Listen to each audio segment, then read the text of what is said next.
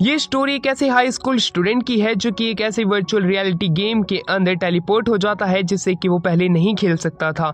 अब देखना ये है कि किस प्रकार वो बड़ी से बड़ी ताकतवर मॉन्स्टर को अपनी स्वॉर्ड की मदद से हराएगा। एनिमे की शुरुआत हमारे मेन कैरेक्टर को दिखाते हुए होती है जिसके पास में एक नया वर्चुअल रियलिटी हेडसेट होता है। ये किस प्रकार की गेम खेलने जा रहा है जो कि इसको रियलिटी से एक दूसरी ही दुनिया में ले जाएगी।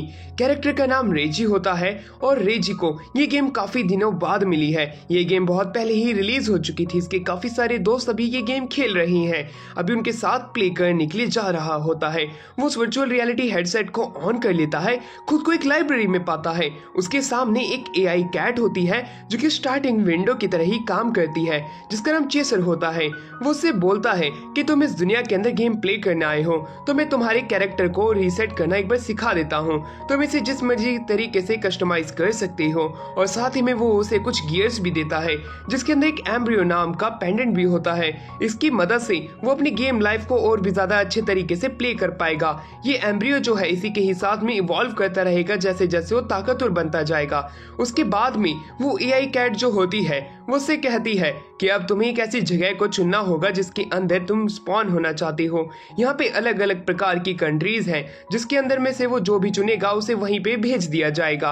उसे थोड़ा समय लगता है बट वो एक अच्छी कंट्री को चूज कर लेता है। अब वहीं पे एआई कैट बताती है कि अब उसे उसकी कैपिटल के अंदर भेजा जाएगा तो वो तैयार हो जाए। रेजी उससे पूछता है कि हम अपनी जॉब्स कैसे चुन सकते हैं, जिसपे वो कहता है यहाँ पे इन्फिनाइट पॉसिबिलिटीज है, तुम यहाँ पे जो भी करना चाहो तुम कर सकते हो। चाहे तुम यहाँ पे विलन बनना चाहो, चाहे तुम हीरो बनना चाहो, तुम्हें यहाँ पे छूट मिली हुई है कुछ भी करने की। ये बात सुनते ही रेजी काफी ज्यादा खुश हो जाता है पर उसे पृथ्वी के ऊपर फेंक दिया जाता है। वो गिर रहा होता है, उसकी चीखें निकल जाती है कि अब मेरे साथ क्या होने वाला है, पर उसकी आंखें खुलती है, वो सही सलामत होता है। वो आसपास में देखता है, उसे सिटी दिखाई देती है। वो सिटी के अंदर जाता है। वो यहाँ पे अपने ब्रदर को ढूंढने के लिए आया था क्योंकि वो भी यहाँ पे गेम खेल रहा होगा। वो उसी ही फाउंटेन के पास जाता है जहाँ पे कि उसके भाई ने उसे बुलाया होता है। एक लड़की काफी जोर से आती है, उसे टकरा जाती है जिससे कि वहां पे हमारा रेजी जो होता है बेहोश हो जाता है। लड़की उसे हील करती है। वो लड़की जो है वो सिटी की वाइस पैलेडिन है। वो उसे रिवाइव करते हुए कहती है कि तुम मुझे माफ कर देना, मैं थोड़ी जल्दी में हूँ, जिसका कि नाम लिलियाना होता है। लिलियाना उसे बताती है कि वो अपनी बहन को ढूंढ रही है जो कि गायब हो चुकी है। वो चाहती है कि वो भी उसे ढूंढने में मदद करे। वो उसे अपनी बहन की तस्वीर दिखाती है, अगर वो मिल जाती है तो वो लिलियाना से वापस से कांटेक्ट कर सकता है, वो उसे अच्छी रकम भी देगी। ये बात सुनते ही रेजी जो था काफी ज्यादा खुश हो जाता है क्योंकि उसे एक बड़े लेवल का क्वेस्ट मिल चुका है जो कि लेवल 5 का क्वेस्ट होता है। किसी भी न्यू पर्सन को गेम में आते ही क्वेस्ट मिलना काफी ज्यादा हार्ड होता है बट इसे आसानी से मिल चुका है। वो भी एक जगह पे खड़ा हो जाता है और वो हैरानी से सोचता है लेवल 5 का क्वेस्ट तो यार बड़े बड़े प्लेयर्स को भी नहीं मिलता, मुझे कैसे मिल गया, जरूर कोई गड़बड़ है। वो अपने भाई को ढूंढने के लिए फाउंटेन के पास जाने लग जाता है। साथ ही में वो यहाँ पे ये चीज भी नोटिस करता है कि यहाँ के जो एनपीसीज है वो काफी ज्यादा ह्यूमंस की तरह ही लगते हैं, यानी कि गेम में मोटा खर्चा हुआ है। फाउंटेन के पास देखता है कि मेरा भाई कहाँ पे है, उसका भाई दिखाई नहीं पड़ता। आसपास में वो काफी देर तक ढूंढता है पर एक बीए की कॉस्ट्यूम पहना हुआ इंसान आगे आता है और खुद का नाम शू बताता है। कहता है छोटे आज तू यहाँ पे क्या कर रहा है, जिसके ऊपर रेजी बताता है तो आप ही मेरे भाई हो, या आपने किस प्रकार की कॉस्ट्यूम पहनी है, जिसमें बताता है तुम मेरी फिक्र मत कर, तू आया किस लिए है वो बता। जिसके ऊपर रेजी बताता है कि मुझे थोड़ी देर पहले लिलियाना ने एक क्वेस्ट दिया था जिसके अंदर कि मुझे उसकी बहन को ढूंढना है। ये मुझे क्वेस्ट काफी ज्यादा हार्ड लग रहा है, आपका इस पे क्या कहना है। जिसके ऊपर उसका बड़ा भाई शो कहता है कि ये जो क्वेस्ट है ये तुम्हें काफी सही वक्त पे मिला है, इसकी बहन को ढूंढने के लिए काफी सारी और भी गिल्ड्स आगे गई होंगी, अगर तुम उसे ढूंढ लेते हो तो लिलियाना तुम्हारे ऊपर ट्रस्ट करने लगेगी और इस प्रकार तुम सिटी के अंदर एक प्रोमिनेंट फिगर बन सकते हो। वो उसके पीछे देखता है जहाँ पे कि उसकी बहन को ढूंढने का एड्रेस लिखा हुआ है। वो देखता है कि ये तो इस सिटी के बाहर का एड्रेस है जो कि एक रूइन के पास में पड़ता है। वो जगह जो है पूरे तरीके से मॉन्स्टर से घिरी हुई होगी, अगर वहां पे रेजी जाएगा तो वो पक्का मारा जाएगा। उसका बड़ा भाई शू जो होता है उसे जाने के लिए मना कर देता है बट रेजी वहां पे जाके उसकी बहन को ढूंढना चाहता था। साथ ही में शू से ये भी बताता है कि एक बार यहाँ पे कोई एनपीसी मर गया तो वापस कभी जिंदा नहीं हो सकता है, इसलिए यहाँ पे काफी ज्यादा कम ही एनपीसीज देखने को मिलेंगे जो खुद की थिंकिंग रखते होंगे जैसे कि लिलियाना रखती है। ये बात सुनते ही रेजी हैरान हो जाता है, इसका मतलब है कि अब तो हमें लिलियाना की बहन को बचाना ही होगा। अब वो दोनों रूबिन के लिए निकल जाते हैं। जैसे ही वो रूबिन के पास में पहुंचते हैं उसी समय शू जो होता है काफी सारी आइटम्स निकाल के रेजी को दे देता है जिससे कि रेजी खुद की जिंदगी बचा सके। उसमें एक ऐसा एमुलेट भी होता है जो कि किसी भी एक अटैक को मॉन्स्टर के रोक सकता है बिना कोई डैमेज खाए। वहीं दूसरी तरफ रेजी जो होता है उससे पूछने लग जाता है अगर हम ये क्वेस्ट पूरा कर लेते हैं तो क्या हमें एक्साइटिंग रिवॉर्ड्स मिल सकते हैं, जिसके ऊपर शू कहता है कि हाँ, लिलियाना एक वाइस प्रेसिडेंट है वो इस जगह की, तो शायद से बिल्कुल। दूसरी तरफ हमें दिखाते हैं काफी सारे मॉन्स्टर लिलियाना की तरफ बढ़ते तो है पर वो उनको खत्म कर दी जा रही होती है।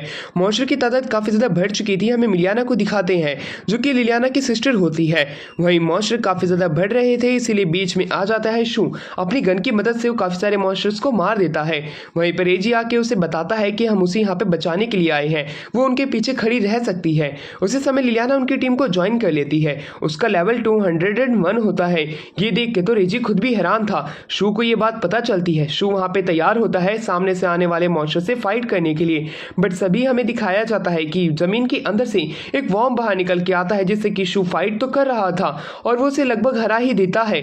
पर दूसरी ही तरफ हमें एक और मॉन्स्टर को आते हुए दिखाया जाता है जो कि जमीन के अंदर से आता है। अब उनके सामने दो मॉन्स्टर हो चुके थे, वो भी वॉर्म टाइप के। उनसे लड़ना काफी ज्यादा मुश्किल था, फिर भी शू उन दोनों से फाइट करने के लिए आगे जाने की बात करता है।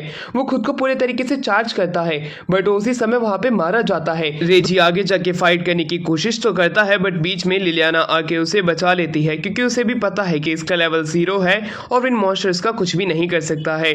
बट अगर वो उसकी छोटी बहन को लेके यहाँ से निकल जाएगा तो उसकी आभारी रहेगी कि उसने उसकी बहन की जान बचाने की कोशिश की। उसी समय रेजी उसकी बहन को लेके भागने लग जाता है और उससे पूछता है कि आखिरकार वो यहाँ पे क्यों आई थी, उसकी वजह से कितने लोगों की जान खतरे में पड़ चुकी है। जिसके ऊपर लिलियाना की जो छोटी बहन होती है वो बताती है कि आज लिलियाना का बर्थडे है और वो उसे बेरीज का केक बना के खिलाना चाहती थी, पर सिटी की सारी बेरीज खत्म हो चुकी थी इसलिए वो यहाँ पे बेरीज लेने के लिए आई थी बट मॉन्स्टर्स ने उनके ऊपर अटैक कर दिया। रेजी अब कुछ नहीं कह पाता, सामने ही एग्जिट था, वो काफी तेजी से भागने लग जाते हैं बट मॉन्स्टर का अटैक आ जाता है इसलिए वो उससे बचता है। और अब वो वहां पे लिलियाना की छोटी बहन को कहता है कि तुम्हें यहाँ से खुद भागना पड़ेगा, मैं इसका ध्यान भटकाने की कोशिश करूंगा।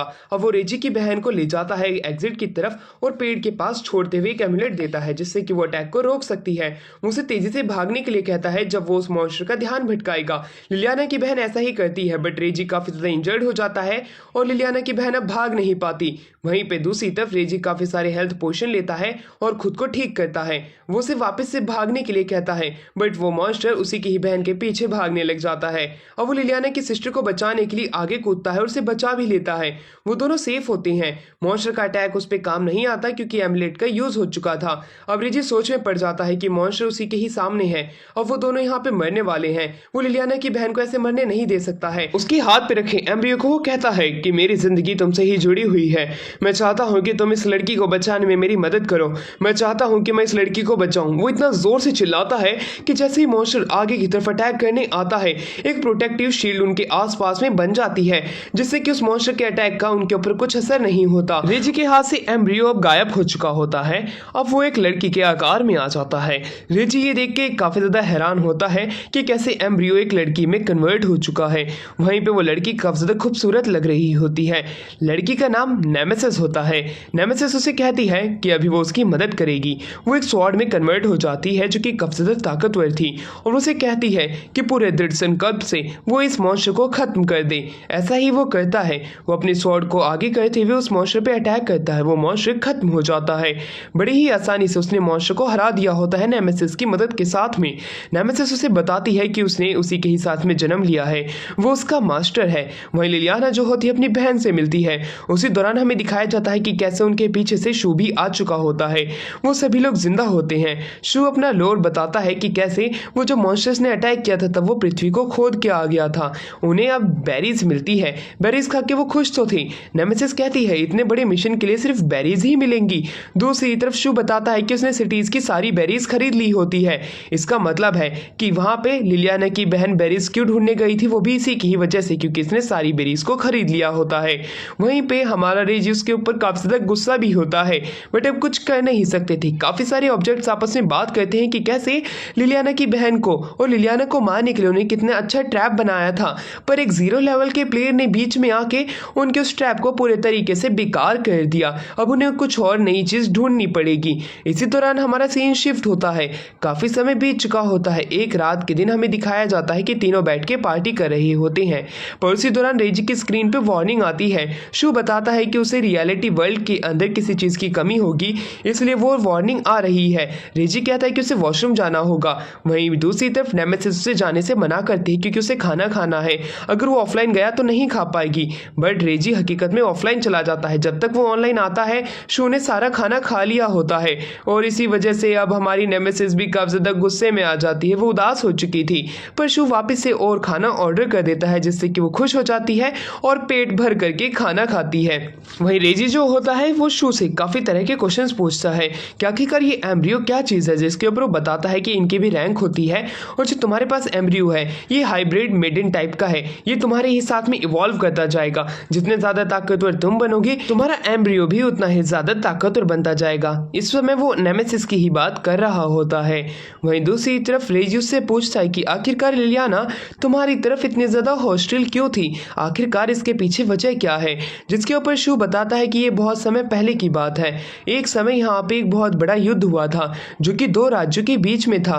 उस समय प्लेयर्स ने हिस्सा तो लिया था, पर उस दौरान राजा ने उन प्लेयर्स को कोई भी रिवॉर्ड नहीं दिया था। इसलिए अभी कुछ समय पहले होने वाले युद्ध के अंदर प्लेयर्स ने पार्टिसिपेट भी नहीं किया, जिससे कि इस देश के राजा को लेकर सेनापति और काफी सारे और भी नाइट्स एंड सोल्जर्स मारे गए। इसी वजह से लिलियाना जो है उससे गुस्सा है। वो अब टॉप 3 पावर्स के बारे में बताता है, जो कि एक किंग है, तो कोई एक गिल्ड लीडर है, तो कोई एक प्रिस्टेस है। ये सभी लोग इस दुनिया के अंदर सबसे ज्यादा ताकतवर हैं।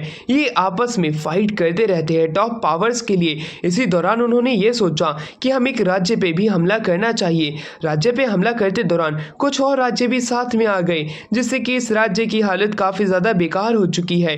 धीरे धीरे करके ये राज्य काफी ज्यादा कमजोर होता जा रहा है और अब पता भी नहीं है कि ये राज्य कितने और समय तक टिकने वाला है, क्योंकि इसकी आधी से ज्यादा पावर तो खत्म हो चुकी है। इसी वजह से काफी सारे ताकतवर प्लेयर्स जो कि इस सिटी को बचा सकते हैं और कंट्री को, वो इस कंट्री को छोड़ के जा रही हैं। इसकी पावर कम होती जा रही है और इसी दौरान लिलियाना के फादर भी एक फाइट के अंदर मारे गए थे। इसी वजह से वो सारे प्लेयर्स से नफरत करती है, क्योंकि हम प्लेयर्स की वजह से ही उसे ऐसा लगता है कि सिटी की हालत हो रही है। इसी वजह से वो काफी ज्यादा उनकी तरफ गुस्से में रहती है। रेजी जो होता है वो वादा करता है कि वो इस जगह को बचा के रहेगा, चाहे कुछ भी क्यों ना हो जाए, क्योंकि वो इसी ही कंट्री के अंदर आया था। अब वो जॉब्स को लेके बात करते हैं। उसे पता चलता है कि लाखों प्रकार की जॉब होती है, इसलिए उसे एक जॉब चुननी पड़ेगी। वो पहले दिन की जॉब को चुनता है, जिसके लिए कि उसे 2000 कॉइन देने पड़ेंगे। साथ ही में उसे किसी मशहूर नाइट की इजाजत भी लेनी पड़ेगी, यानी कि एक तरीके का रिकमेंडेशन लेटर, जिसकी मदद से वो एक पैलेडिन बन सकता है। शो उसे ये सारी बातें बता देता है और वो यहाँ से निकल जाता है। निकलने से पहले वो उसे बताता है कि जिस वॉर्म को उन्होंने खत्म किया था उससे उन्हें 4000 कॉइन तो मिल जाएंगे। इसकी मदद से वो पैलेडिन बनने का सपना अपना पूरा कर सकता है। पैलेडिन वैसे एक हाई रैंक जॉब होती है। वहीं दूसरी तरफ वो लिलियाना से मिलता है, जो कि एक मशहूर नाइट है और वो उसका रिकमेंडेशन लेटर लेने के लिए यहाँ पे आया होता है। लिलियाना जो होती है उसे अपना रिकमेंडेशन लेटर दे देती है और इस प्रकार से हमारा रेजी जो होता है वो एक पैलेडिन बन जाता है। शू ये देख के काफी ज्यादा खुश था और वो वहां से निकल जाता है। और दूसरी तरफ हमें दिखाते हैं कि कैसे रेजी जो होता है काफी सारे मॉन्स्टर से फाइट कर रहा होता है। एक खाली मैदान के अंदर उसने काफी सारे मॉन्स्टर्स को हरा दिया होता है। दूर खड़े हमें एक प्लेयर को दिखाया जाता है जो कि कुछ गॉब्लिन से फाइट कर रहा था। उसकी मदद करने के लिए रेजी जो होता है अपने हीलिंग पावर के इस्तेमाल करता है और उन्हें दूर से हील करने लग जाता है, क्योंकि वो दूसरों के बैटल के बीच में नहीं जा सकता है। वो प्लेयर्स भी सारे गॉब्लिन्स को हरा देते हैं और उसे शुक्रिया कहते हैं। आदमी अपना नाम रॉक बताता है और दूसरी तरफ एम्ब्रियो जो होती है वो अपना नाम बेबीलोन बताती है। ये दोनों यहाँ पे आए हुए हैं मॉन्स्टर को हंट करने के लिए। नेमेसिस बेबीलोन के पास जाती है और वो देख के हैरान थी कि तो एक तरह की गार्डियन एम्ब्रॉय है, पर तब भी ये एक ह्यूमन की फॉर्म ले सकती है। वो काफी ज्यादा खुश भी थी अपने जैसे लोगों को देख के, साथ ही में उसकी बॉडी शेप भी काफी ज्यादा अच्छी थी। रेजी भी उसे देख के हैरान था। वहीं बेबीलोन जो होती है वो बताने लग जाती है कि उसकी जो बॉडी है वो उसे काफी अच्छे तरीके से मिली है, क्योंकि उसके पास में जो भी चीज है वो टॉप नोच की है। वहीं दूसरी तरफ रॉक उसे रोक लेता है और उन्हें एक नाइट पे लेके चलता है। वो उनका फेवरेट खाना उन्हें खिलाता है। वो आपस में काफी समय तक बात करते हैं और बाय एक दूसरे को कर देते हैं। बाद में वो लोग अपने अपने रास्ते निकल जाते हैं। वहीं दूसरी तरफ हमें दिखाया जाता है कि कैसे जंगल के अंदर रेजी जो होता है वो नेमेसिस के साथ में हंट कर रहा होता है यहाँ के बीस्ट को। पर तभी उसके पास में एक अटैक आता है। वो उस अटैक को बड़ी मुश्किल से रोकता है, वो भी अपनी नेमेसिस को आगे करते हुए। उस अटैक के अंदर से लाइटनिंग एनर्जी बाहर निकल रही होती है रेजी सोच में पड़ जाता है कि आखिरकार ये अटैक किया किसने होगा। उस अटैक को वो काफी समय तक रोक के रखता है, तब जाके वो खत्म होता है। वो आसपास चीजें नोटिस करता है, उसे चिल्लाने की आवाज आती है। जिधर से चिल्लाने की आवाज आती है रेजी वहीं भागता है। वो काफी तेज स्पीड में होता है। वो सोच में पड़ जाता है कि आखिरकार यहाँ पे कौन सा सेशन आ गया है जो कि सभी प्लेयर्स को मारने की कोशिश कर रहा है। जैसे ही वो आगे जाता है उसके ऊपर एक फायर शॉट आता है। वो उसे रोकने की कोशिश करने ही वाला था कि उसी दौरान पूरे जंगल के अंदर एक अटैक आके लग जाता है, जिसकी वजह से वहां पे रेजी आंखें खोलता है। रेजी सोच में पड़ जाता है कि अब उसे 24 घंटे इंतजार करना होगा। जैसे ही वो गेम में आता है वो सामने नेमेसिस को पाता है। नेमेसिस रोने लग जाती है कहते हुए अच्छा है कि वो एक एनपीसी नहीं है, अगर वो एनपीसी होती तो वो भी मारी जाती और वो फिर रेजी से कभी भी मिल नहीं पाती। ये कहते हुए काफी जोर जोर से रोती है। रेजी उसे शांत कराते हुए कहता है कि तुम चिंता मत करो, हम दोनों ताकतवर बनेंगे और इस तरह के विलन से हम जरूर मुकाबला करेंगे। नेमेसिस भी काफी ज्यादा खुश हो जाती है। अब वो दोनों बात करते हैं कि अब हम जंगलों के अंदर अटैक नहीं करने वाले हैं, ना ही हंट करने वाले हैं। इस बार हम लेब्रिंथ चलेंगे। वो लेब्रिंथ की तरफ जाते हैं। इस बार उन्होंने एक परमिट भी लिया होता है लेब्रिंथ के अंदर एंट्री के लिए, जो कि उन्हें पूरे 1 लाख कॉइन का पड़ा होता है। अब रेजी जो होता है वो गेट के पास पहुंच जाता है। वो अपने परमिट को बाहर निकाल के उन्हें दिखाने की कोशिश करता है जिससे कि उसे एंट्री मिल जाए, पर नाइट कहते हैं कि आप तो पहला दिन हो, तुम्हें इसकी जरूरत नहीं पड़ेगी। ये बात सुन के रेजी रोने लग जाता है। रेजी कहता है कि उसने फालतू में ही पैसे वेस्ट किए, अंदर काफी प्रकार के ज़ॉम्बी होते हैं और वो अब उनसे फाइट करने लग जाता है। वो नेमेसिस का इस्तेमाल करता है। नेमेसिस को काफी ज्यादा बदबू आ रही होती है ज़ॉम्बीज के ब्लड से और वो उसे दूर जाने को कहती है। अब वो एक ऐसी जगह पे आ जाते हैं जहाँ पे कि अंधेरा ही अंधेरा होता है। वहां से एक अटैक काफी तेजी से आता तो है पर उसे रेंजी रोक लेता है। वो अटैक काफी ज्यादा पावरफुल था। वो अटैक को करने वाला पर्सन भी अब आगे आता है जो कि एक प्लेयर होता है, ना कि कोई एनपीसी। वो जैसे ही उसके सामने आता है उसका नाम फिगारो होता है। फिगारो को देख के रेजी हैरान हो जाता है। वो समझ चुका था ये टॉप का प्लेयर है। फिगारो जो होता है उससे माफी मांगता है कि उसने बिना देखे ही उसे मॉन्स्टर समझ लिया था, उसे वो माफ कर दे। रेजी उसे माफ कर देता है। वो एक जगह बैठते हैं, वो आपस में बात करते हैं जहाँ पे कि फिगारो बताता है कि तुम यहाँ क्या कर रहे हो। रेजी बताता है कि बाहर असैसिन है, इसी वजह से मैं यहाँ पे मॉन्स्टर को हंट करने आया हूँ। फिगारो बताता है कि वो कब के खत्म हो चुके हैं, तुम बाहर जाके मॉन्स्टर को अब हंट कर सकते हो, तुम असैसिन्स की चिंता मत करो। ये बात सुन के वो हैरान होता है। साथ ही में उसे ये बात पता चलती है कि अब उसका लेवल भी काफी ज्यादा बढ़ चुका होता है। फिगारो वहां से निकल जाता है ये कहते हुए कि तुम्हें अपने लेवल को जल्द ही बढ़ाना होगा, एक बहुत बड़ा टूर्नामेंट होने वाला है, तुम भी उसमें जरूर पार्टिसिपेट करना। वहीं दूसरी तरफ रेजी जो होता है बाहर आता है, नेमेसिस को साफ करने लग जाता है। नेमेसिस कहती है कि मॉन्स्टर का ब्लड काफी ज्यादा बेकार है, मेरे में से अभी भी बदबू आ रही है। वहीं दूसरे दिन वो अपने बाकी के फ्रेंड से मिलने की बात करता है जहाँ पे कि वो रॉक से और बेबीलोन से मिलता है। उन्हें ये बात पता चलती है कि सभी असैसिन्स को मार दिया गया था, जैसे ही हमारा रेजी मारा गया था उसके 1 से 2 दिन के अंदर ही। ये बात सुनकर रेजी हैरान होता है। वो जानना चाहता था कि इतने सारे असैसिन्स को मारने वाला वो पर्सन है कौन। रेजी को ये बात भी पता चलती है कि और भी जगहों पे काफी सारे असैसिनेट अटैक हुए थे और उसमें काफी सारे प्लेयर मारे भी गए थे। उसी दौरान से ये बात भी पता चलती है कि 2 किंगडम को जोड़ने वाली पहाड़ियों के पास में भी अटैक हुए होते हैं, पर उन सभी असैसिन्स को मार दिया गया है काफी सारे लोगों की मदद से। वो लोग आखिरकार कितने ज्यादा पावरफुल होंगे जिन्होंने कितने सारे असैसिन को मार दिया था। उसी दौरान वहाँ पे एक मैरी नाम की लड़की आती है जो कि उन सभी को सारी इन्फॉर्मेशन देने के लिए तैयार है, क्योंकि वो इस किंगडम की जर्नलिस्ट है और उसके पास में काफी सारी न्यूज भी है, पर वो कुछ रकम लेगी उसके बदले में। वो लोग तैयार हो जाते हैं। वो जानना चाहते थे कि उन सभी को किसने मारा है। मैरी जो होती है उसे बताने के लिए तैयार थी। वो अलग अलग तरह के क्रिमिनल वाले ग्रुप्स का नाम लेती है जो कि क्राइम को एग्जीक्यूट करते हैं। इस बार किंगडम के ऊपर अटैक काफी सारी जगहों से हुए होते हैं, इसी वजह से काफी सारे असैसिन्स भी थे, पर उन सभी को यहाँ पे मार दिया गया था 4 पावरफुल प्लेयर्स की मदद से। ये बात जान के वो लोग हैरान थे, आखिरकार ये चारों ताकतवर आखिरकार है कौन। अब वो उन्हें वही रिकॉर्डिंग दिखाती है जो कि उसकी एक क्रिस्टल बॉल के अंदर कैद हो रखी होती है। वो उस क्रिस्टल बॉल को आगे करती है और उनके सामने एक पूरी पेशकश तैयार करती है, जिसके अंदर हमें दिखाते हैं कि एक नाइट बच के भाग रहा होता है कुछ असैसिन्स से, पर उसके सामने एक बहुत बड़ा नाइट आ जाता है और वो जो नाइट था वो उसे एक ही बार में खत्म करने की ताकत रखता था। वो बाकी के असैसिन्स कहते हैं कि इसे खत्म कर दो। वो बड़ा सा नाइट जो होता है उसके ऊपर कुछ भी असर नहीं हो रहा होता है उस छोटे नाइट का, वो एक ही अटैक में उसे खत्म कर देता है। बाकी के असैसिन्स कहते हैं कि अब हमें दूसरी जगह चलना चाहिए, पर उस बड़े नाइट के पास में काफी सारी नोटिफिकेशन आ रही होती है कि एक एक करके उसके जितने भी साथी हैं वो सभी मर रहे हैं। उसे समझ में नहीं आता कि आखिरकार यहाँ हो क्या रहा है। तभी एक अटैक आता है, मिनियन असैसिन्स जो होते हैं वो खत्म हो जाते हैं। अब जो सबसे ताकतवर असैसिन बचा होता है उसको फिगारो आके निपटाने की बात करने लग जाता है। फिगरो कहता है कि मुझे यहाँ से जाना है, अगर तुम यहाँ से हट जाओ तो हमारे बीच फाइट नहीं होगी, जिसके ऊपर वो असैसिन भी मान जाता है क्योंकि उसे भी पता है कि वो फिगरो को नहीं हरा सकता है। उसके पास में सिर्फ डिफेंस की ताकत है। वो लोग एक एग्रीमेंट साइन करते हैं फाइट ना करने का, उसके ऊपर वो असैसिन साइन भी कर देता है। फिगरो वहाँ से जाने लग जाता है, पर जैसे ही वो उस असैसिन के एक रेंज में आता है तब वो एक फॉर्मेशन के अंदर बंद हो जाता है, जिससे कि अब उस असैसिन के जितने भी डिफेंस के स्टेट हैं वो अटैक में बदल जाएंगे और वो फिगरो को खत्म कर पाएगा। पर फिगरो के ऊपर उसके इस अटैक का कुछ भी असर नहीं होता है। वो बड़ी आसानी से उसे डॉज कर लेता है और उस असैसिन को अपनी चैन के बीच में बांध लेता है और वो उसका गला खींचते हुए उसको खत्म कर देता है। वो बड़ी आसानी से उस असैसिन को मार देता है, जिससे कि जैसे ही वो वहां पे मारा जाता है फिगरो आगे की तरफ बढ़ जाता है। फिगरो ने काफी आसानी तरीके से इसको खत्म कर दिया था। ये देख के वो सभी लोग हैरान थे कि फिगरो कितना ही ज्यादा ताकतवर है, उसे हराना नामुमकिन सा है। तभी मैरी जो होती है बाकी के लोगों को भी दिखाती है, जैसे कि एक क्लैन जो थी वो अपने प्रिस्टेस को आगे लेके आती है। प्रिस्टेस अपने मैजिक का इस्तेमाल करती है, जिससे कि उसके जो सामने के जितने भी एनिमीज होते हैं वो सारे ब्रीथ नहीं कर पा रहे होते हैं। उसी दौरान प्रिस्टेस की एक साथी आती है जो कि एक एक करके सभी सेशंस को खत्म कर देती है। इसी प्रकार से अब वो तीसरे योद्धा को भी दिखाते हैं, जो कि वापस से एक लड़की होती है जिसके पास में की ताकत होती है काफी ज्यादा, बीस्ट मैन जितनी। वो लड़की जिस किसी को भी मारती वो बेहोश हो जाता और फूल करके फट जाया करता था। वो लड़की भी काफी ज्यादा ताकतवर थी, उसका नाम लीली है, जैसे कि ली बुलाएंगे। ली की ताकत भी हैरान कर देने वाली थी। सभी लोग इन सब की फाइट देख के काफी ज्यादा खुश हो रहे होते हैं। तभी हमें जंगल के अंदर दिखाया जाता है जहाँ पे कि हमारा रीजी भी मारा गया था। रीजी कहता है तो जंगल के अंदर लगने वाली मीटरो स्ट्राइक जो थी वो एक ताकतवर प्लेयर के थे, जिसके अंदर मैं भी मारा गया था। मैरी कहती है कि उस प्लेयर की शक्ल हमें नहीं दिखाई गई थी, ये इसके समन अटैक होते हैं। उसी दौरान वो जंगल के अंदर पहुंचते जहाँ पे सिर्फ काली काली एशेस ही बची थी। उसी दौरान वहाँ पे हमें एक डोमेन को दिखाया जाता है जिसमें नेमेसिस घुस जाती है।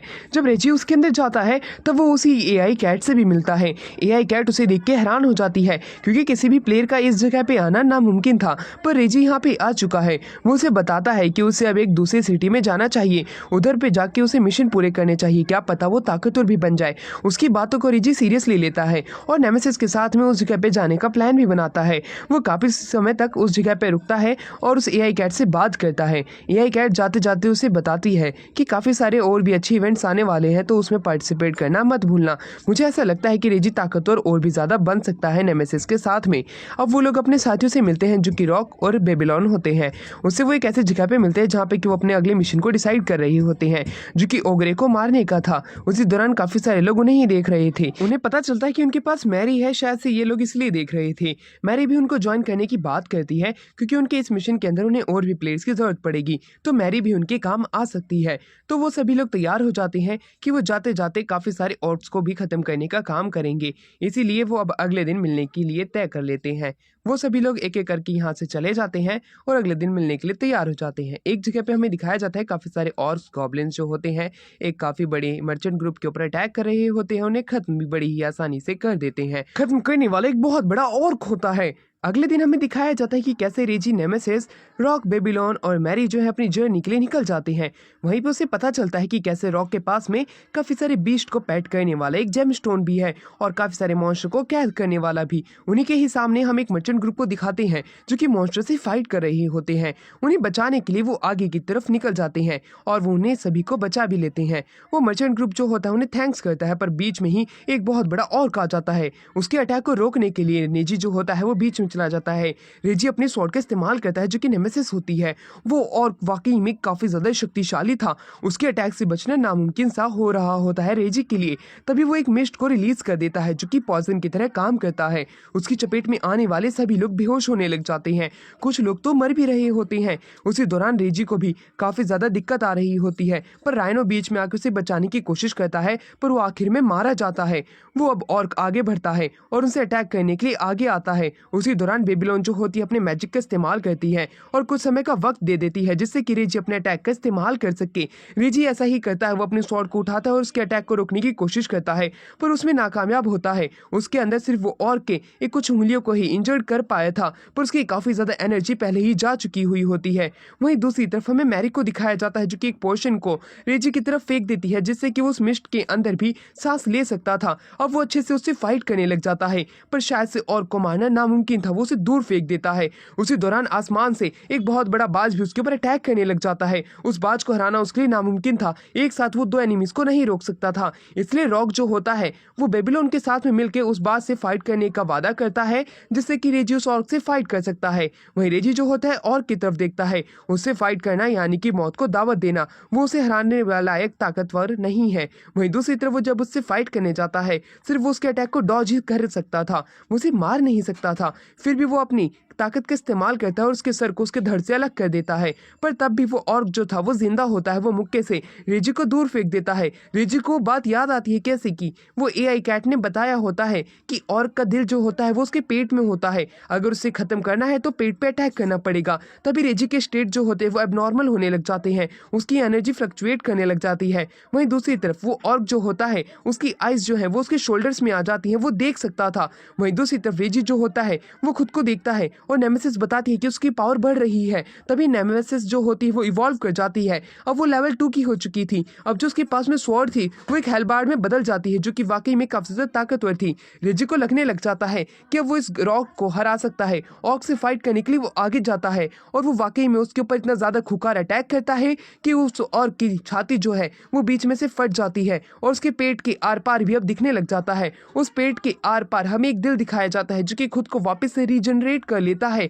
ये देख के रेजी समझ जाता है कि अगर उसे उस ऑर्क को खत्म करना है तो उसे एक बहुत ही पावरफुल अटैक करना पड़ेगा, जो कि हेलबार्ड से करना काफी ज्यादा आसान है, पर उसे एक मौके का इंतजार करना है जिससे कि वो उसे हरा सके। वो नेमेसिस की मदद मांगता है, नेमेसिस उसकी मदद करने के लिए तैयार हो जाती है। रेजी आगे की तरफ बढ़ता है और उसके पंचों को काटते हुए उसके ऊपर एक अटैक करता है। वो अटैक इतना ज्यादा शक्तिशाली था कि वो ऑर्क खत्म हो जाता है। ऑर्क को खत्म करने के बाद में एक नोटिफिकेशन आती है कि अब वो एक वर्ल्ड लेवल प्लेयर बन चुका है। उसके पास में भी अब एक टाइटल है जो कि वो लोगों को दिखा सकता है। उसके पास अभी एक ऐसी अचीवमेंट है जिसकी मदद से वो एक ताकतवर प्लेयर बन सकता है। उसी दौरान हमें दिखाया जाता है कि उसे हीलिंग पोशन दिया जाता है मेरी के द्वारा। उसे लेके वो काफी ज्यादा खुश होता है, उसने इन सभी लोगों को बचा लिया होता है। और के कहर से मैरी कहती है अब तुम ताकतवर बन चुके हो, तुम फेमस हो जाओगे। उसी दौरान हमें दिखाया जाता है कि कैसे रॉक जो होता है उस बाज को अपना पेट बना चुका होता है। वो सभी लोग जो कि यहाँ पे मारे गए थे उन्हें एक डिवाइस के अंदर कैद कर लिया जाता है एक तरीके से। ये एक प्रकार की श्रद्धांजलि है जो कि यहाँ के एनपीसीज को दी जाती है। ये देख के नेजी जो होता है वो ये बात पूछता है रॉक से। रॉक बताता है तुम चिंता मत करो, यहाँ पे ये देने जाने वाली एक श्रद्धांजलि है। दूसरी तरफ हमें स्क्रीन के पीछे एक बंदे को दिखाया जाता है जो कि ये सब होता हुआ देख रहा होता है और वो कहता है कि रेजी मुझे तुमसे और भी ज्यादा उम्मीद है, मैं तुम्हें जितना देखता हूँ तुम उतने ही ज्यादा ताकतवर बनते जा रहे हो। सीन शिफ्ट होता है और अब हमें दिखाया जाता है सिटी के अंदर वो बाजार के अंदर टहल रहे होते हैं। उसके बाद में वो एक ऐसे कमरे के अंदर आते हैं जहाँ पे वो रिवॉर्ड्स को बांटने की बात करते हैं। रिवॉर्ड को बांटने का काम काफी ज्यादा आसान था, उन्होंने उसे 3 हिस्सों में बांट लिया होता है और बाकी के को वो सेव कर लिया गया होता है। सिटी के बाहर अब हमें दिखाया जाता है नेमेसिस कहती है तुम कितने दिलदार हो, तुमने आधे से ज्यादा तो उन लोगों को दे दिया और खुद कम रख लिया। नेजी कहता है कि इसमें कोई भी बात नहीं है, रेजी को ये सारी चीजें काफी ज्यादा पसंद है, वो दोस्तों के साथ खेल पा रहा है। नेमेसिस चलते चलते बात करती है जो हमारे पास चीजें हैं हमें उसका इस्तेमाल करना चाहिए, हम देखते हैं कि उनकी पावर आखिरकार कैसे कंट्रोल की जा सकती है।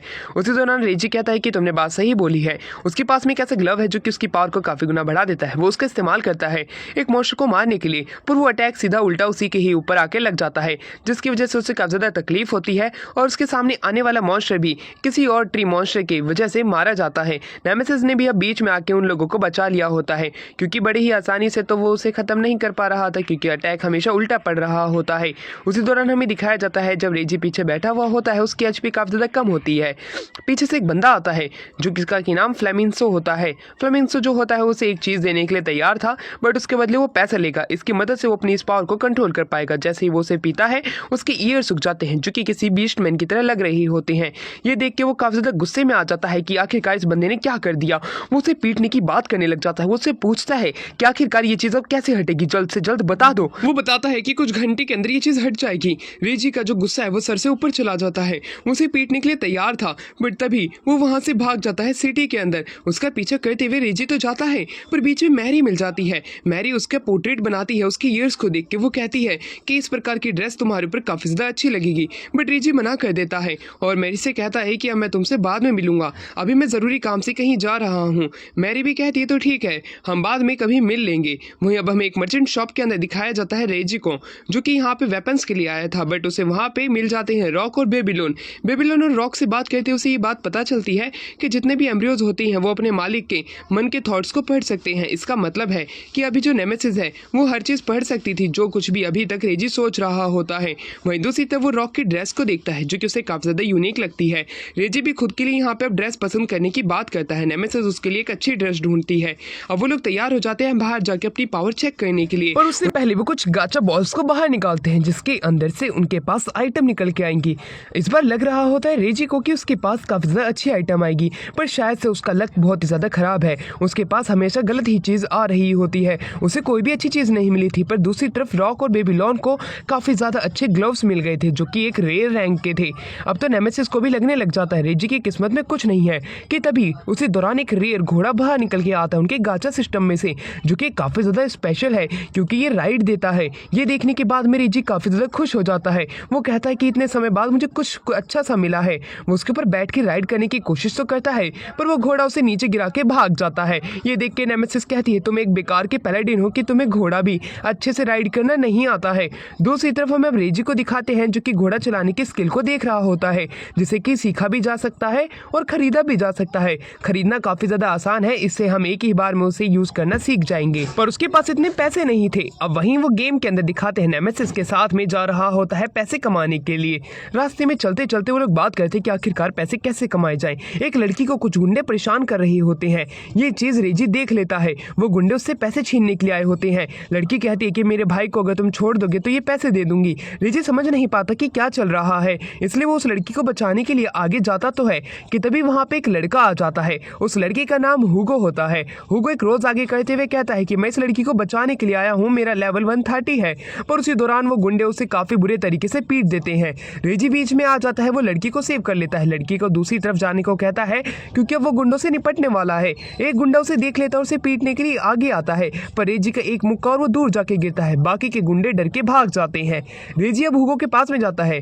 हुगो से पूछता है कि आखिरकार तुम्हारा लेवल इतना ज्यादा है और फिर भी तुम उस गुंडों से पिट गए, आखिरकार तुम क्या कर रहे हो, तुम अपनी बेइज्जती मत कराओ। जिसपे हुगो कहता है कि तुम चिंता मत करो, मेरा लेवल बस कम है, बाकी मैं किसी और चीज को यूज करता हूँ। ये बात सुनते ही खुद रेजी भी हैरान हो जाता है। वो खुद को इंट्रोड्यूस कराते हुए कहता है कि मेरा नाम हुगो है और मैं यहाँ पे इस लड़की को बचाने आया था। वो लड़की जो होती है उनके सामने घुटने के बल आ जाती है और कहती है कि तुम मेरे भाई को बचा लो।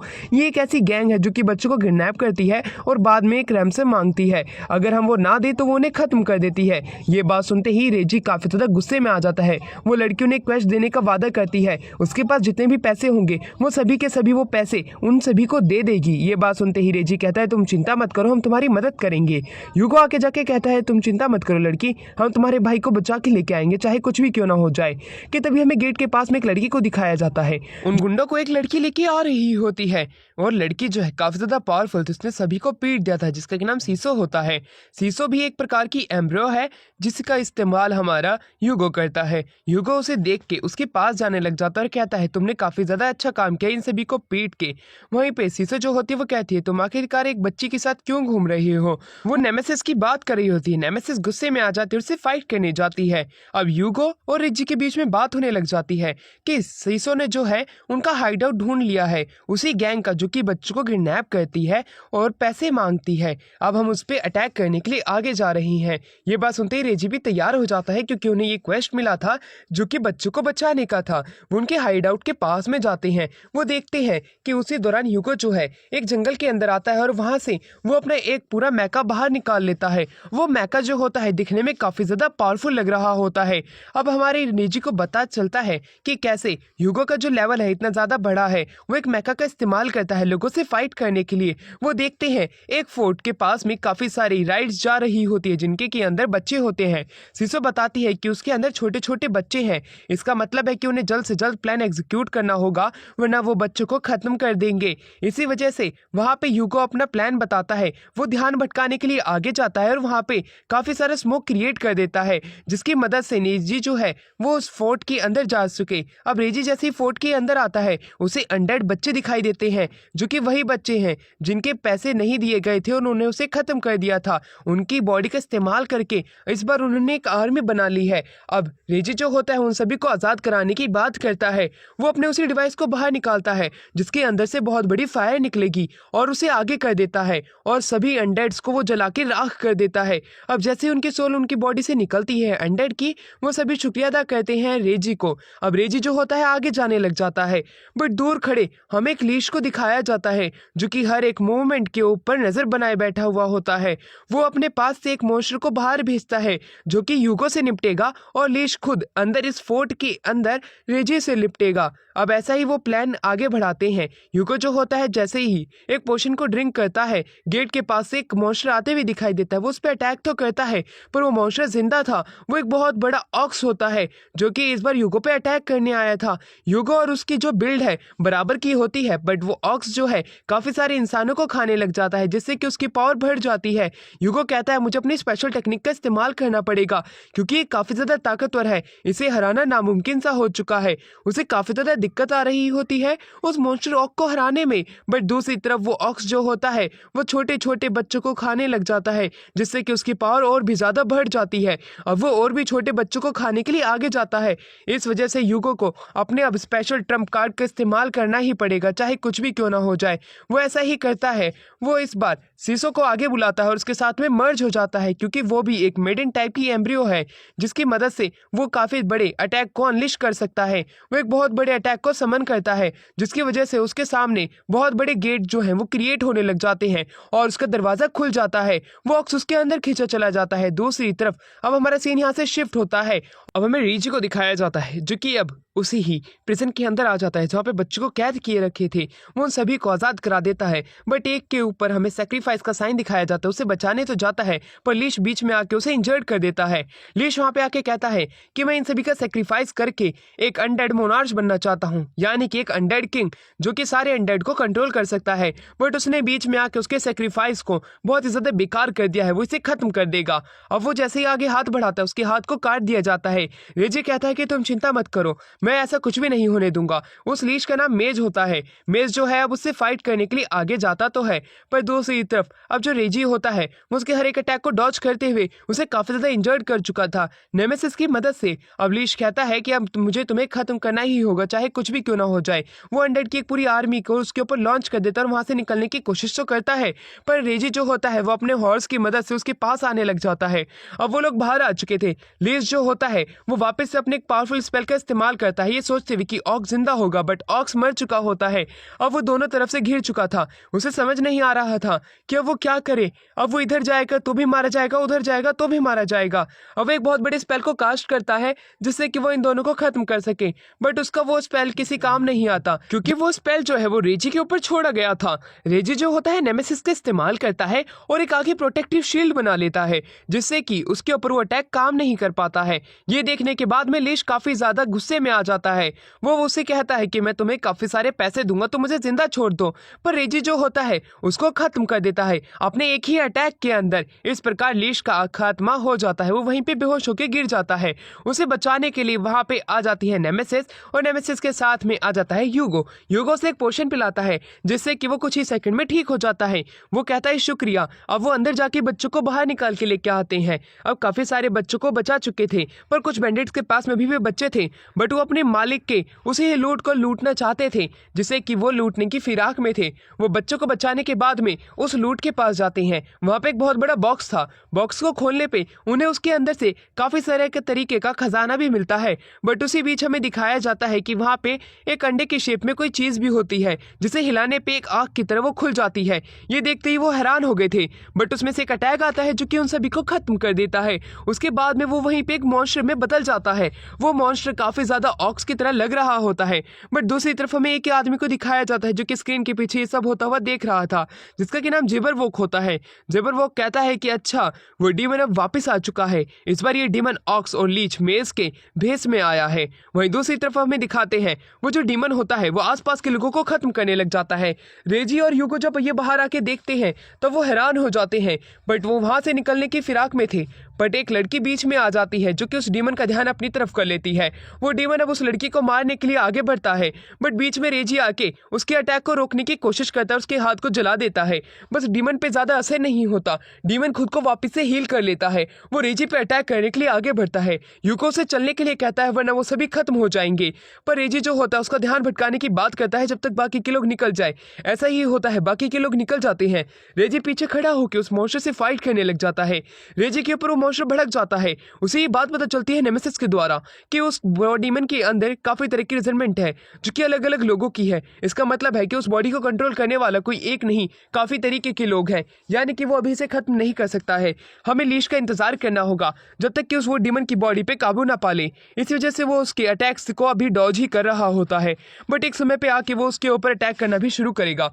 नेमेसिस की वो मदद मांगने की कोशिश करता है। नेमेसिस तैयार होती है अपनी फुल पावर का इस्तेमाल करने के लिए, बट उन्हें उस मौके का फायदा उठाना पड़ेगा क्योंकि इस डीमन को हराना काफी ज्यादा मुश्किल है, क्योंकि ये पहले से ताकतवर है, उनकी काफी ज्यादा पावर यूज हो चुकी हुई होती है पहले की लड़ाई के अंदर। वो इंतजार करते हैं जैसे उस डीमन के ऊपर वापस से लीश पूरा काबू पा लेता है। वो बच्चों की तरफ बढ़ने लग जाता है। यूको बचने की कोशिश करता है, पीछे से रेजी आगे आता है, उसके टेंडन्स को काट देता है। यूको कहता है कि मैं यहाँ से निकलता हूँ, तुम इसका ध्यान भटकाओ। ऐसा ही होता है, रेजी उसको काफी ज्यादा पीटता है और अपने हेलबार्ड की मदद से उसके ऊपर काफी कट लगा देता है। डीमन को गुस्सा आने लग जाता है, अब तो लीश उसके ऊपर काबू कर चुका था। उसकी आंख के ऊपर वो एक स्टोन फेंकता है जिससे कि अब उसका गुस्सा काफी ज्यादा और बढ़ चुका होता है। अब वो उस पर अटैक करने के लिए आगे आता है, पर रेजी उसकी टांगों को काट देता है पूरे तरीके से। अब वो डीमन नीचे गिर जाता है। अब ऐसा लगने लग जाता है कि उस डीमन को वो खत्म कर देगा। उसी दौरान डीमन की कोर भी दिखाई जाती है जो कि उसके सर के ऊपर होती है, बट उस अटैक की वजह से जो कि अभी डीमन ने किया होता है। बट नेमेसिस बीच में आ जाती है, इसी वजह से उसने रेजी को ज्यादा चोट पहुंचने से बचा लिया होता है। बट तब भी रेजी की काफी एचपी चली जाती है, पर तब भी नेमेसिस उसकी मदद करने की अपनी पूरी कोशिश करती है। हीलिंग पोशन जो होती है वो उसकी बॉडी के ऊपर गिरा के उसे हील करने की कोशिश करती है, पर वो हील नहीं हो पाता, तो वो हीलिंग पोशन पी के खुद उसे पिला देती है। वहीं दूसरी तरफ हमें रेजी को दिखाया जाता है जो कि अभी एक ड्रीम में फंस गया होता है। दूसरी तरफ नेमेसिस वादा करती है कि वो रेजी को बचा के रहेगी। अब हमें वही पास्ट के ड्रीम को दिखाया जाता है जब रेजी ने अपनी दोस्त को बचाने के लिए खुद बीच रोड में आ गया था, बट उस दौरान उसका बड़ा भाई भी था जो कि उसे बचाने के लिए बीच में आया था। इस वजह से उसके पाँव में चोट लग गई थी और वो काफी सारी चीजें नहीं कर पाया था। इसी वजह से रेजी रोने लग जाता है। उसका बड़ा भाई उसे बताता है कि तुम रो मत, जो भी तुमने किया वो ठीक किया। अगर तुम बड़े होते और फिर तुम इस बारे में सोचते तब तुम्हें काफी ज्यादा दुख होता। मैं चाहता हूँ तुम आगे तक ऐसे ही बने रहो, जिस किसी को भी मदद चाहिए तुम उसकी मदद करो एज अ बड़ा भाई। वहीं दूसरी तरफ हमें दिखाया जाता है एक काली सी परछाई को जो कि उसके सामने बनी हुई होती है। वो आकृति काफी ज्यादा छोटी होती है, धीरे धीरे करके वो आकृति एक फॉर्म में आ जाने लगती है। वो फॉर्म उसे बताती है ये पावर मैंने और को दी थी, पर वो इस पावर का अच्छे से इस्तेमाल नहीं कर पाया, ना ही कभी मुझे देख पाया। रेजी मैं जानती हूँ कि तुम पावरफुल हो, तुम मेरे इस्तेमाल कर सकते हो, मैं तुम्हें ये पावर देती हूँ। वहीं दूसरी तरफ हमें दिखाया जाता है वो डीमन जो होता है अभी नेमेसिस से फाइट कर रहा होता है। नेमेसिस उसका ध्यान भटका रही होती है, बट तभी हमें दिखाया जाता है वो डीमन समझ चुका था, इसलिए वो नेमेसिस को एक ही बार में खत्म करने के लिए अटैक करता है। बट उसका अटैक काम नहीं आता क्योंकि पीछे से नेजी ने आग चला दी हुई होती है। हेलबर्ड का इस्तेमाल करते हुए वो उसकी तरफ आगे बढ़ता है और इस बार सही मौके का इस्तेमाल करता है। वो नेमेसिस की पावर का इस्तेमाल करते हुए एक बहुत बड़ा स्मोक भेज देता है। वो स्मोक जिससे कि वो डीमन सांस नहीं ले पा रहा होता है, उसके लिए काफी ज्यादा तकलीफ हो चुकी थी। बट दूसरी तरफ रेजी जो होता है उसका मीट खा लेता है जिससे कि वो थोड़ा और कमजोर हो सके। वो उसके शरीर पे चढ़ते हुए आगे जाता है। उसके अटैक का उसके ऊपर अब कुछ भी काम नहीं आ रहा होता है। वो उसके सर पे रखी हुई कोर के ऊपर सीधा एक ही अटैक करता है और उस एक ही अटैक के अंदर उसकी कोर को काट के रख देता है जिससे कि वो डीमन उसी जगह पे मारा जाता है। वहीं दूसरी तरफ स्क्रीन के पीछे बैठा हुआ इंसान ये देख के काफी ज्यादा हैरान होता है कि उसने दो बड़े बड़े मॉन्स्टर को अपने कम लेवल के चलते हुए भी हरा दिया है। मुझे इससे काफी ज्यादा उम्मीद है, मैं इसे ताकतवर होता हुआ देखना चाहता हूँ। वहीं दूसरी तरफ रेजी के साथ में नेमेसिस होती है। वो काफी ज्यादा खुश होते हैं कि उन्होंने उस डीमन को खत्म कर दिया है। वहीं दूसरी तरफ रेजी वादा करता है कि वो नेमेसिस को हमेशा प्रोटेक्ट करेगा क्योंकि नेमेसिस ने भी उसे प्रोटेक्ट करने की कोशिश की थी। जितना ज्यादा हो सकेगा वो नेमेसिस के साथ में टाइम स्पेंड करने की कोशिश करेगा। नेमेसिस ये बात सुन के काफी ज्यादा खुश हो जाती है क्योंकि उसके मास्टर ने उसे पहली बार इंसानों की तरह समझा था और उसे गले से लगा लेती है। दूसरी तरफ हमें दिखाया जाता है कि कैसे यूगो और सीसो के पास में वही पेंगुइन आता है जो कि उन्हें कहता है कि हमारा मिशन पूरा होते होते रह गया, बट मैं चाहता हूँ कि इस बार हमारे प्लान के अंदर कुछ भी गलती ना हो। इस बार मैं चाहता हूँ कि ये दोनों एम्पायर और किंगडम की जो फाइट है वो मैं खत्म करके रख दूँ और मैं यहाँ पे वापस से शांति की स्थापना कर दूँ। ये बात सुनते यूको कहता है कि मैं तुम्हारी मदद करने के लिए तैयार हूँ, चाहे कुछ भी हो जाए। अब वो जो बीस्ट होता है वो एक इंसान की फॉर्म ले लेता है और वो कहता है कि मैं इस लड़ाई को खत्म करके रहूंगा, चाहे कुछ भी क्यों ना हो जाए, चाहे मुझे किसी को भी मारना क्यों ना पड़े। अगले दिन हमें दिखाया जाता है काफी सारी कार्ड्स जो होती है वो एक जगह से एक दूसरी जगह जा रही थी। बीच में बैठा हुआ एक प्लेयर अपनी एक फाइट की एरिना की टिकट देखता है। एक लड़की उसके पास में आती है, उस लड़की को झुकने के लिए कहता है क्योंकि अभी एक अटैक होने वाला है। लड़की समझ नहीं पाती है, बट उसके बावजूद भी वो लड़की जो होती है उसकी बात मानते हुए नीचे की तरफ झुक जाती है। एक फायर गोली आके उसके लगती है, बट उस प्लेयर का वो कुछ भी नहीं उखाड़ पाती। और वही फायर करने वाला बंदा जो होता है वो अपनी टीम के साथ में होता है। वो उस पर्सन को देखते हैं, फायर करने वाला एल्ड्रिक होता है। एल्ड्रिक कहता है कि मैं किंग ऑफ बैंडिट्स हूँ, मैं तुमसे फाइट करने के लिए यहाँ पे आया हूँ, मैं तुम्हें खत्म कर दूंगा। बट जितनी देर तक वो अपने वेपन को समन करता उससे पहले ही उसके शरीर से उसके सबसे इंपॉर्टेंट चीज यानी कि उसका दिल गायब हो चुका था। वो चीज करने वाला और कोई नहीं वही प्लेयर था जो कि कार्ड्स के साथ में जा रहा होता है। उस एल्ड्रिक के जितने भी साथी होते हैं ये देख के हैरान थे, वो उस पर फायर करते उससे पहले वो उनके पीछे पहुंच जाता है। जब तक कि वो उसकी प्रेजेंस को नोटिस करते उतनी ही देर में वो उन सभी को खत्म कर देता है, उन्हें खत्म कर देता है। वहीं दूसरी तरफ हमें दिखाया जाता है रेजी जो होता है अब एक सिटी के अंदर आ चुका था जहाँ पे की फाइट होने वाली थी। नेमेसिस भी नहा रही होती है। उसी दौरान रेजी बात करता है कि शायद से अब हमें यहाँ पे फाइटिंग एरिना में चलना चाहिए। एक जगह पे वो बैठ के खाना खा रहे थे, वहाँ पे मैरी भी आ जाती है।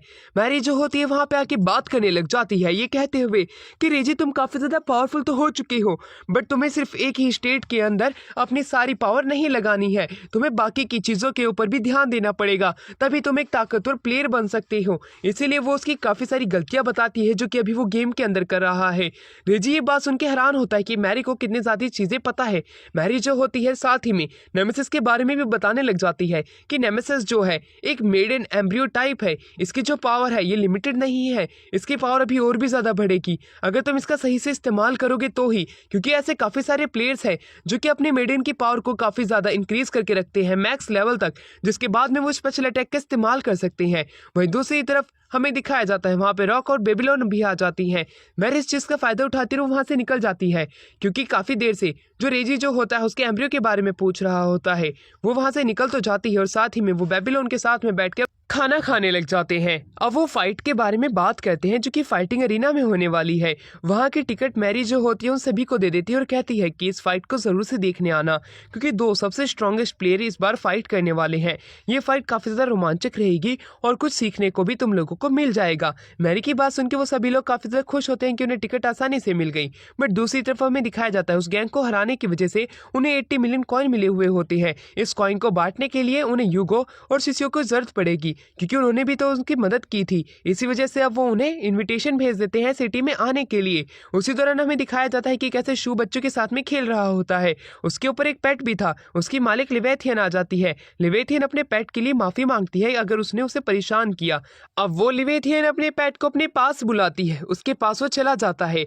अब वो वहां से निकल जाते हैं। वहां से जाते हुए उनके अंदर से एक अलग ही एनर्जी रेडिएट कर रही होती है। वो लड़की कहती है कि अब अरीना के अंदर देखना है कि आखिरकार क्या होने वाला है। अब हमारा सीन यहाँ से शिफ्ट होता है और अब हमें दिखाते हैं कि कैसे शू जो है वो इस बार अपने साथियों को लेके खाना खाने के लिए जाता है। शू अपने साथी यानी कि अपने छोटे भाई के साथ में होता है। शू बात करने लग जाता है कि आखिरकार रेजी तुम कितने समय तक गेम खेलते हो। रेजी कुछ ही समय तक गेम खेलता है। वहीं दूसरी तरफ हमें बताया जाता है कि कैसे शू जो है पूरे दिन ये गेम ही खेलता रहता है। और वहीं शू ये नोटिस करता है कि इनके पास में काफी अच्छे अच्छे गियर्स हैं, यानी कि इनका एक अच्छा एडवेंचर चला है। वहीं दूसरी तरफ काफी समय तक वो बैठ के आपस में बात करने लग जाते हैं, अपने एडवेंचर के बारे में एक दूसरे से काफी ज्यादा बातें करते हैं। रेजी कहता है कि भाई तुम्हें रियल लाइफ के अंदर भी कुछ करना चाहिए। अब उसका भाई जो होता है वो वहां से निकल जाता है। वहीं नेमेसिस पूछती है कि आखिरकार उसका भाई करता क्या है जो कि पूरे दिन गेम खेलता रहता है। वो बताता है कि इसे एक लॉटरी लगी थी, उसके बाद में इसने काफी सारी बिल्डिंग्स खरीद ली। अब उसके रेंट से ये वहां पे अपनी लाइफ जीता है। बट इसके पास में अलग अलग तरह की काफी सारी प्रोफेशनल डिग्रीज भी है जिसकी मदद से इसने उसने काफ़ी सारे पैसे अर्न किए हैं, तभी ये गेम खेल पाता है। तभी वहाँ पे सिसियो आ जाती है जो कि ह्यूगो के साथ में आई हुई होती है। ह्यूगो जैसे ही वहाँ पे आता है, रेजी कहता है कि अच्छा हुआ तुम आ गए, मैं यही सोच रहा था कि हम पैसे कैसे डिवाइड करें, तुम आधा रख लो, आधा मैं रख लेता हूँ। ह्यूगो इस चीज़ के लिए मान जाता है, ये जानते हुए भी कि रेजी ने जो है काफ़ी ज़्यादा मेहनत की थी 2 मॉन्स्टर्स को हरा के, बट रेजी चाहता था कि वो आधे आधे रुपए बांटे। वहीं दूसरी तरफ वो उससे पूछता है कि आखिरकार वो हमेशा यूनिफॉर्म में क्यों रहता है, जिसपे कि ह्यूगो बताता है कि वो एक इस प्रकार की गिल्ड के अंदर है जिसके अंदर यूनिफॉर्म पहनना कंपलसरी है और उसे ये यूनिफॉर्म काफ़ी ज़्यादा अच्छी भी लगती है। तुम इसके बारे में ज़्यादा मत सोचो। वाकई में वैसे तुम्हें बताना चाहता था कि आज एक फाइटिंग अरीना में फाइट होने वाली है, उस फाइट को देखने के लिए तुम यहाँ से ज़रूर आ जाना, वो फाइट काफ़ी ज़्यादा अच्छी होगी। उसके बाद सुनकर रेजी उसका शुक्रिया अदा करता है, जाने लग जाता है अब रेजी वहाँ से। इसलिए ह्यूगो कहता है कि तुम वेस्ट गेट की तरफ ही देखना अरीना के, वहाँ से वो मेन प्लेयर बाहर निकलेगा जो कि इस बार फाइट जीतने वाला है। मैं चाहता हूँ कि तुम वो फाइट जरूर से देखने आओ। ये बात सुनते ही रेजी उसे बाय बाय कह के वहाँ से चला जाता है। सिसियो पूछते कि आखिरकार तुमने उसे ये सब क्यों बताया, जिसके ऊपर वो कहता है कि मैंने किसी से वादा किया था कि मैं इस मिशन को पूरा करने के लिए कुछ भी करूंगा। मैं नहीं चाहता हूँ कि लोगों को काफ़ी ज़्यादा तकलीफ हो, बट हमें ये करना ही होगा चाहे कुछ भी क्यों ना हो जाए। ये कहने के बाद में वो सिसियो से कहता है कि हम मिशन को पूरा करेंगे। अब हमें उसी ताकतवर प्लेयर को दिखाया जाता है जो कि उस छोटी सी लड़की के पास में था। उसकी तबीयत काफ़ी ज़्यादा खराब थी। वहाँ पे हमें पता चलता है कि वो छोटी सी लड़की प्रिंसेस है। वहीं पे वो प्लेयर जो है वो उसका हस्बैंड होता है।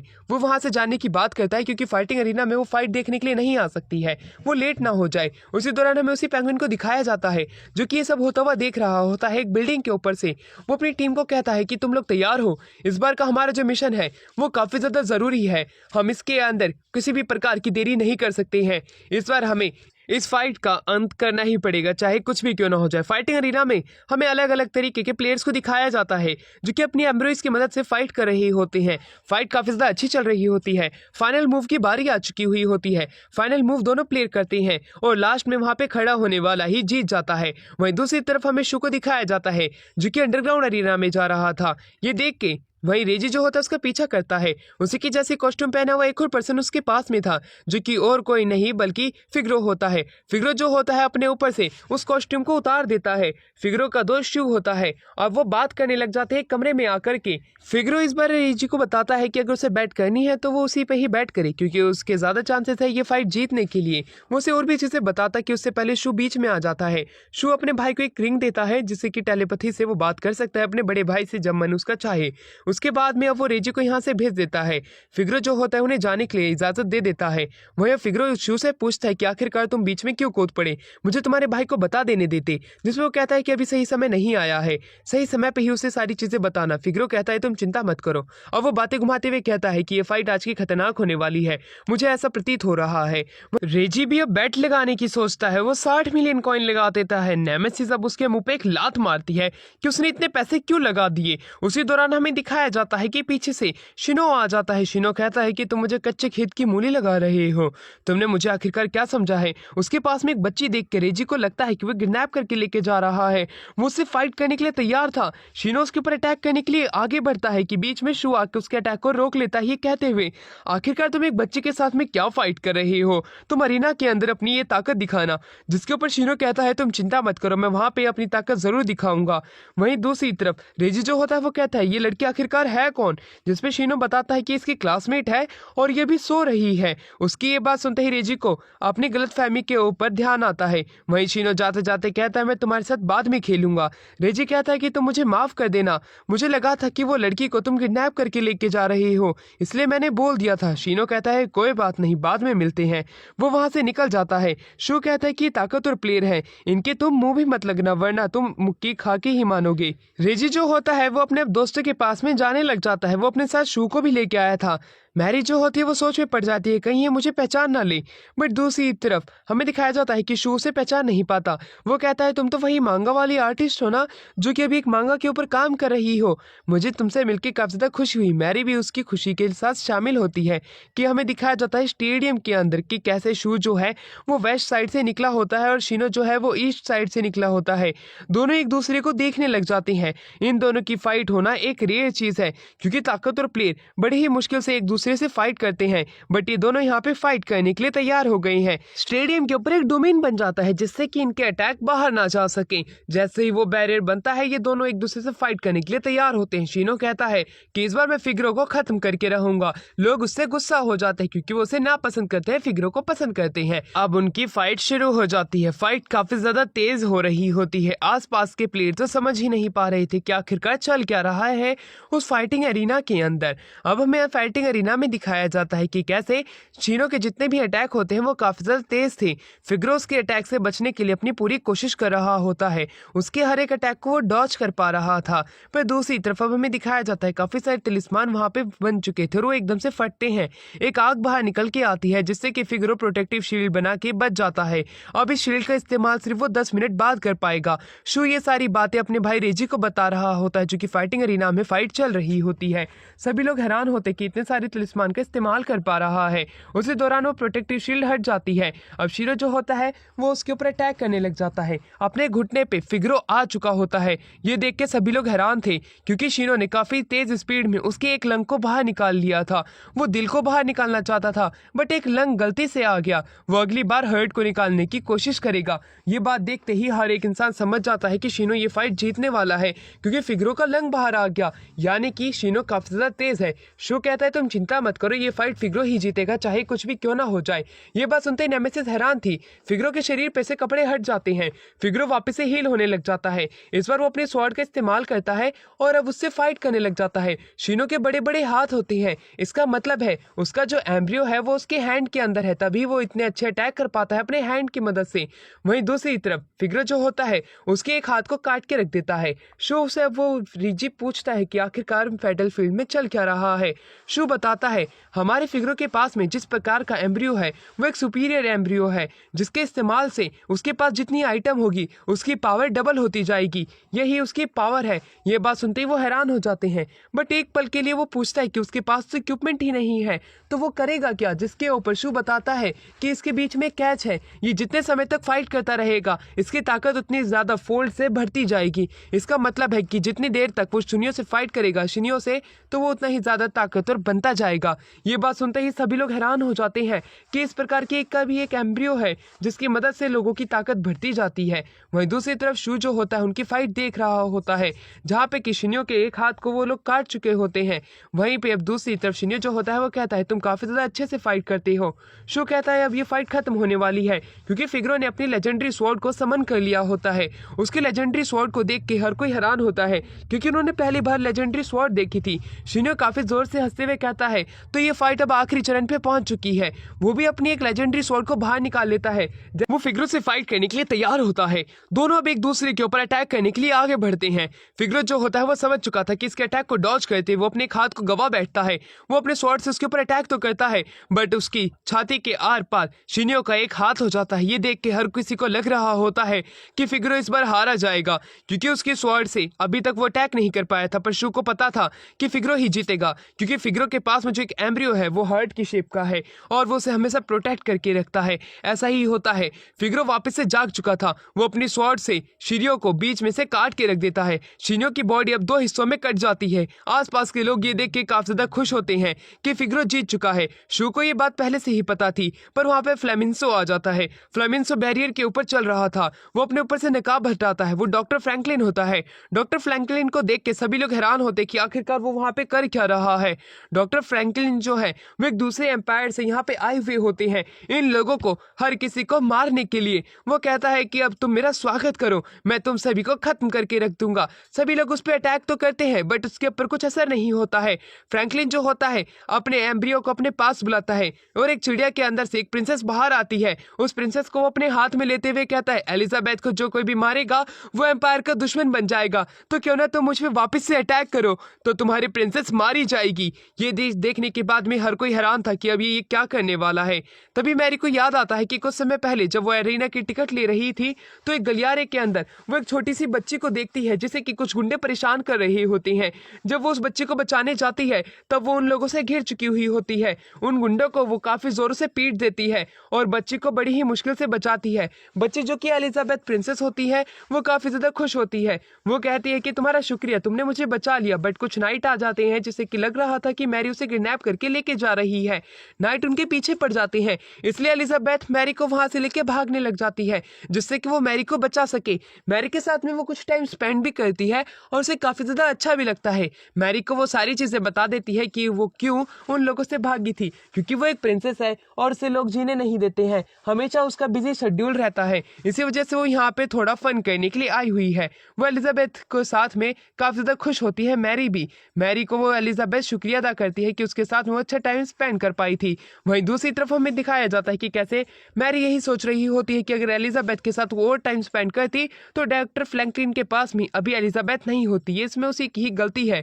वहीं दूसरी तरफ फ्रैंकलिन के ऊपर एक भी अटैक काम नहीं कर रहा था। एक आदमी जिसने कि उसके ऊपर अटैक किया था वो उसके ऊपर स्लाइम से फेंक देता है और उसे एशेस में कन्वर्ट कर देता है।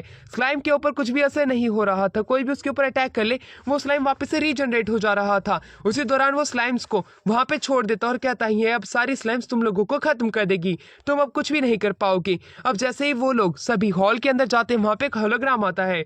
डॉक्टर फ्रैंकलिन कहते हैं कि मैंने इस पूरे स्टेडियम को एक डोमेन के अंदर बंद कर दिया है, अगर तुम डोमेन के ऊपर अटैक करते हो तो एक मॉन्स्टर सिटी के अंदर आ जाएगा।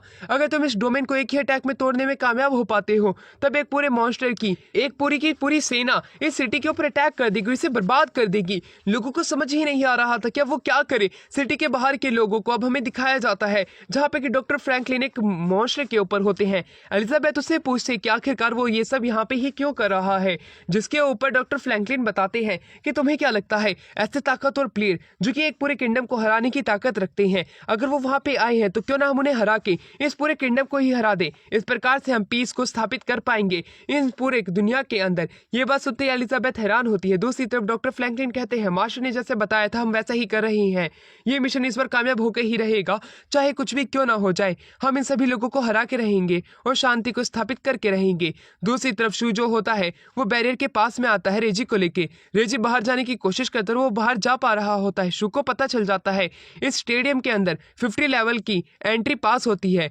हर कोई जो भी 50 लेवल का है या उससे ऊपर है वही एंट्री कर पाएगा। बट फाइटिंग एरिना में एक फाइट चल रही थी इसलिए उससे कम लेवल के प्लेयर भी आ सकते थे। वो इस बार रेजी को बाहर जाने के लिए कहता है और सभी लोगों को बचाने की बात करता है। जितने भी लोग हैं जो कि यहाँ पे कैद है जिनका की लेवल 50 से कम है वो सभी लोग अब बाहर जाएंगे। इसी के साथ पार्ट 1 यही एंड होता है। पार्ट 2 के लिए सब्सक्राइब कर